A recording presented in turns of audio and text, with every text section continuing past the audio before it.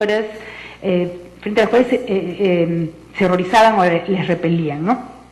Entonces, sentían que la educación era, por un lado, una manera de controlar la natalidad, porque las mujeres iban a tener un proyecto vital, ¿no? Iban a tener un proyecto propio, y que, si bien se cuidaron mucho, y probablemente lo pensaban, de decir que, de hecho, que la maternidad era la función de la mujer, sin embargo, escriben muchísimo sobre todas las otras posibilidades que implicaba una mujer ilustrada, una mujer que había pasado por la escuela, una mujer que leía, una mujer que escribía, una mujer que tenía educación secundaria, que prácticamente no había en esa época, ¿no? Aparte de las fundadas por las mujeres.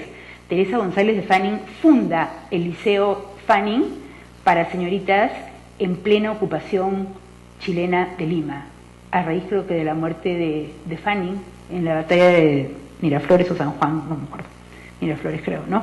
Entonces, en plena guerra funda una escuela.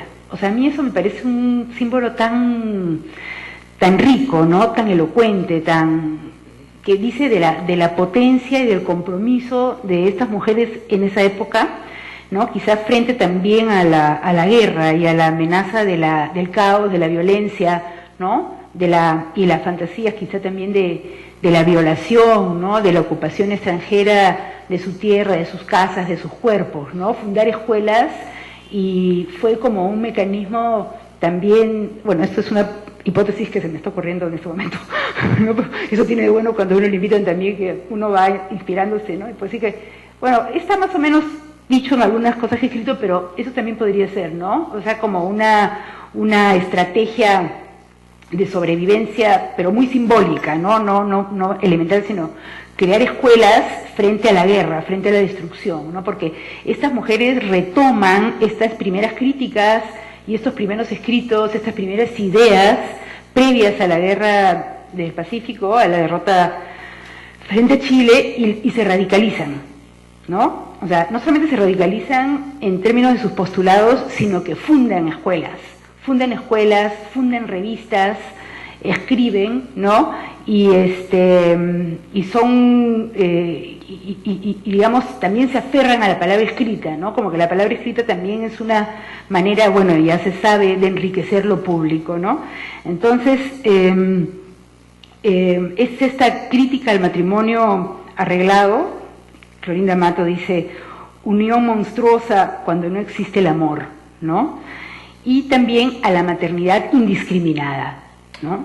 O sea, les parecía, digamos, cada vez más asociado a lo animalesco, digamos, una mujer que paría un hijo tras otro, ¿no? O sea, eso era una situación indigna para las mujeres, que no les daba la oportunidad de elegir, ¿no? Sino eran como una máquina reproductora, ¿no? Y tienen varias imágenes interesantes a propósito de eso, ¿no? Y cómo la escuela, además, una idea que desarrollará María José Alvarado unas décadas después, no, un par de décadas después, ¿no? Cómo la escuela, además, eso fue también interesante, ¿no? Las mujeres y la experiencia escolar y de colegio y de ya universitaria, prácticamente tiene, según María José Alvarado, es como una protección frente a los hombres, y una manera también de domesticar el impulso sexual masculino, ¿no? Cómo la educación de las mujeres civiliza a los hombres, ¿no? O sea, que, digamos, las mujeres dentro del grupo familiar no tienen un rol civilizatorio, ¿no? En cambio, las mujeres libres, autónomas, frente a lo que decía la Iglesia y los sectores más conservadores de la época, ¿no? En contraste, mejor dicho, las mujeres autónomas no estaban sembrando el desorden, promoviendo el caos, sino al contrario, ¿no? Podían civilizar a la sociedad en su conjunto, ¿no? Entonces estas mujeres están jugando todo el tiempo con eso, ¿no? O sea, la educación de las mujeres tiene que ver con ellas, es un bien para sí mismas, ¿no? Es una está vinculado a su propia dignidad, ¿no? Y al mismo tiempo es un bien moral, es un bien público, ¿no? O sea, porque la moral pública está asociada a la instrucción, a la educación.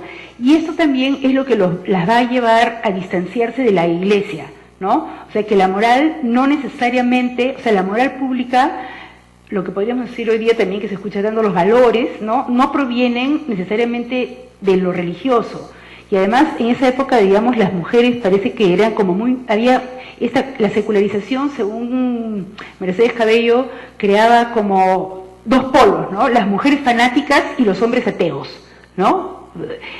Discute eso también bastante, yo no lo he trabajado mucho, bueno, y también es parte del positivismo y un conjunto de posturas que esperan, ¿no? Otros acercamientos, porque las obras de estas mujeres en verdad son muy ricas, están allí para ser interpretadas, estudiadas, ¿no? Pero este punto de la secularización es bien importante, ¿no? Claro, o sea, primero es todo este argumento fuerte de a las mujeres hay que educarlas para tener una mejor sociedad, para tener mejores madres, para tener mejores ciudadanos, para tener para tener una mejor patria, ¿no? Pero vemos, lo interesante es ver cómo va apareciendo en el pensamiento de cada una la idea de que la educación es un bien propio, ¿no? Que tiene que ver con el derecho, con la igualdad, con la posibilidad de ser libres, con la autonomía, ¿no? Entonces se mueven en esas coordenadas, ¿no? Entonces, y quizá la más consistente en términos de la crítica a la relación entre educación, mujeres, iglesia, es Teresa González de Fanning, ¿no? Y de alguna forma también me parece que es en defensa y en solidaridad y en compromiso con el ataque que sufrió Mercedes Cabello, ¿no? Que luego de esos años, después de esos años, bueno, entraría al manicomio, al asilo de insanos del Cercado de Lima, donde moriría en 1909, ¿no? Y en 1909 también estaba muriendo Clorinda Mato, pero en el exilio en Buenos Aires, pero las dos de una forma exiliadas, ¿no? Fuera de la sociedad que habían querido transformar, que habían querido interpretar, que habían querido entender, que habían querido educar, ¿no? Entonces, esta actitud, lo de Teresa González, yo de verdad me sorprendí muchísimo con educación femenina, ¿no? Que son un conjunto de artículos que ella escribe en El Comercio a raíz de un ataque masivo a Mercedes Cabello luego de que ella pronunciara un discurso en una reunión en el Liceo Fanning, justamente cuando ya no lo dirigía Teresa González, sino estaba en manos de Elvira García, que también fue digamos, yo creo que es la primera pedagoga en el Perú, no mujer, ella es la creadora de la pedagogía y la fundadora también de la educación infantil, ¿no? Pero ella es como un poco más conservadora en contraste con Teresa González, con Clorinda Mato y con Mercedes Cabello, ¿no?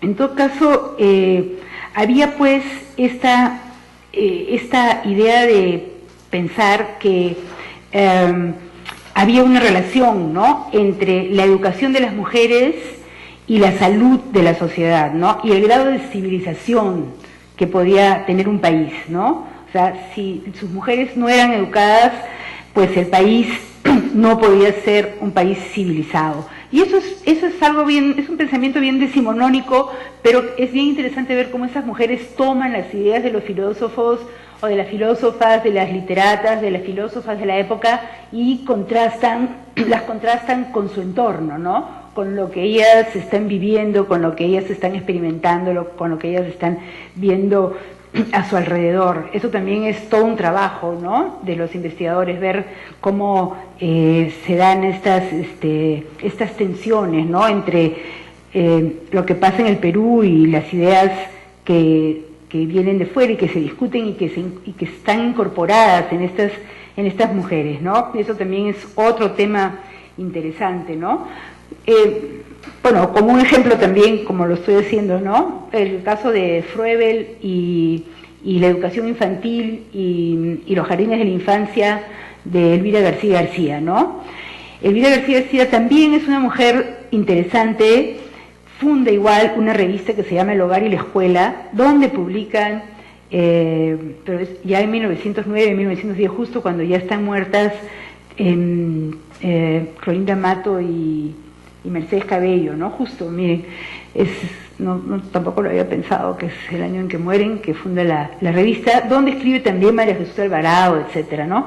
Entonces ella allí también hace toda una crítica de la educación infantil de la época, ¿no? Pero no solamente para ella hablar de los niños es también hablar de la sociedad y de cómo se trata a la gente, ¿no? Hace una crítica de las formas de aprendizaje, ¿no?, de la cuestión memorística, del castigo físico, ¿no?, del encierro, de la crítica a la gimnasia y a los movimientos, al movimiento del cuerpo, ¿no?, porque eso también fue un horror prácticamente. Por eso también criticaron mucho a Liceo Fanning y a la misma Elvira García García cuando incorporó los cursos de gimnasia, ¿no? Los padres se horrorizaron, ¿no? Las niñas se iban a convertir en hombres si se movían de esa forma, ¿no? Esa era la sociedad a la cual estas mujeres se enfrentaban, ¿no? Y obviamente que podían cerrarle, o sea, al mes siguiente se podían dejar de matricular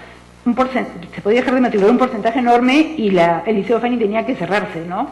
Entonces había como era un ambiente, el de las élites bastante, digamos, las élites eran muy, se preocupaban mucho, eran muy tradicionales, ¿no? Entonces, por ejemplo, les gustaba que sus hijos memorizaran, ¿no? Pero lo interesante es que, ¿por qué? ¿Por qué no era, o sea, memorizar y recitar era parte del aparato cortesano que criticaron desde el siglo XIX estas mujeres, ¿no? Es decir, tener un niño o una niña que recitara y cantara, etcétera, era parte de la corte, o sea, del salón de una casa, ¿no?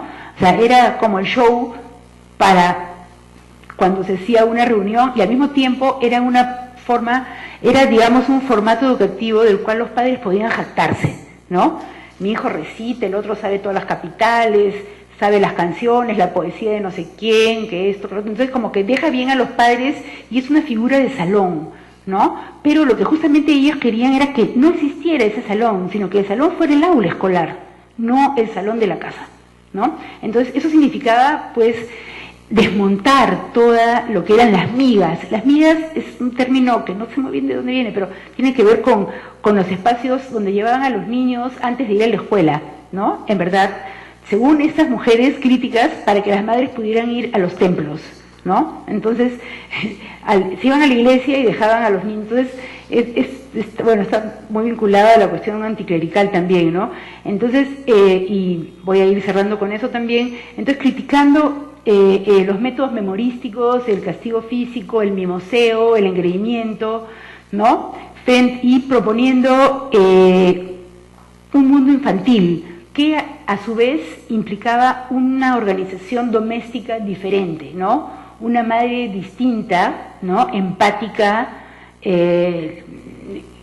capaz de conocer los sentimientos del niño. Bueno, la niña no aparece mucho como niña, como tal, ¿no? Del niño, interpretarlo, guiarlo, orientarlo, pero para eso, o sea, en esa tarea que la patria necesitaba y en la cual las mujeres podían encontrar un sentido digno y moderno para sus vidas, era el